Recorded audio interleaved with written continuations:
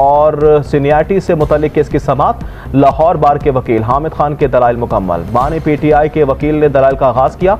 Justice Naeem Akhtar Afghan ने remarks दिए कि जजेस ट्रांसफर अमल में मुशावरत नहीं बल्कि रजामंदी लेने की बात की है।